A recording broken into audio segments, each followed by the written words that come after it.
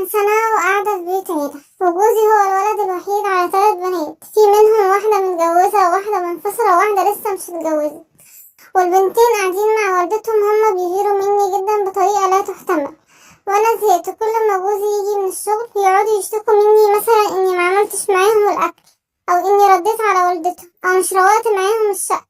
وانا مش بعمل كده، انا بساعد وبعمل معاهم كل حاجة، وهو بيبقى في الشغل مش بيبقى شايف حاجة، ولما بيطلع بيتنرفز عليا وبيتخانق معايا من كلامه. طبعا بيحصل ضرب عشان ازاي ارد على والدته او مش بساعدهم، رغم ان انا بساعدهم جدا وهم بيساعدوني بسيط. واخر مرة اتعصب عليا جامد وجرجرني على السلم لحد ما هدومي اتقطعت، عشان مش كنت راضية انزل اعتذر لوالدته واخواته البنات وابوس على دماغه، وانا مرضتش. وكانت مشكلة كبيرة قوي، وفي ناس من الجيران شاهدين على اللي حصل، وفي حد من الجيران راح مكلم اهلي وهم في محافظة تانية، وصولي متأخر جدا وخدوني معاهم، وهم بقالهم اسبوع بيرنوا علينا واحنا مش بنرد عليهم نهائي.